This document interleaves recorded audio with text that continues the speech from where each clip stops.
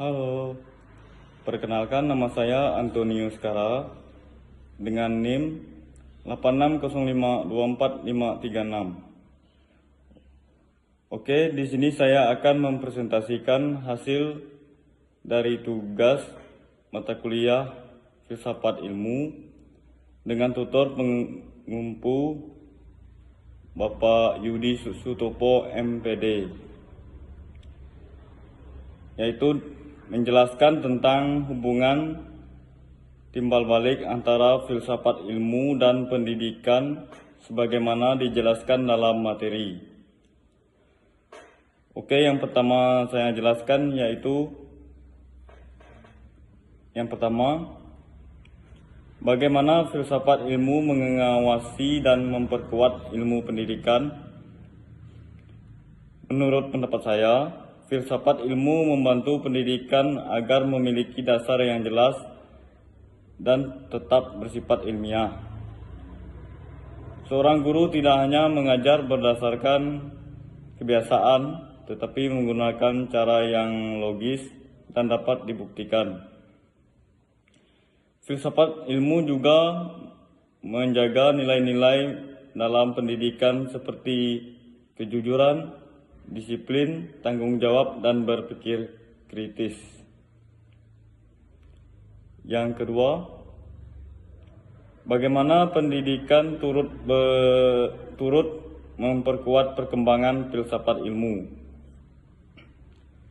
Pendidikan yang bermakna dapat membantu perkembangan filsafat ilmu karena melalui pendidikan seseorang belajar berpikir, bertanya, dan mencari solusi.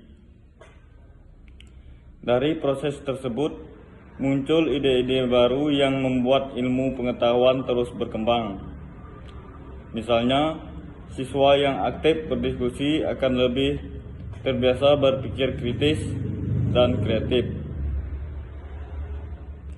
Yang ketiga, mengapa filsafat ilmu disebut sebagai pisau analisis?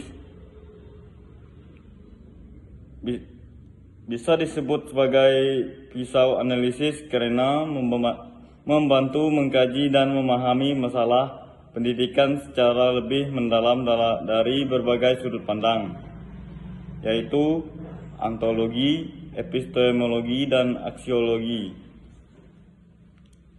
Penjelasan dari sudut pandang yang ketiga itu, dari 1, 2, dan ketiga itu, yaitu yang pertama, ontologi.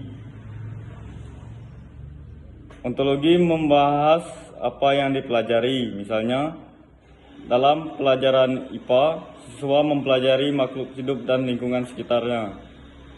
Yang kedua, epistemologi.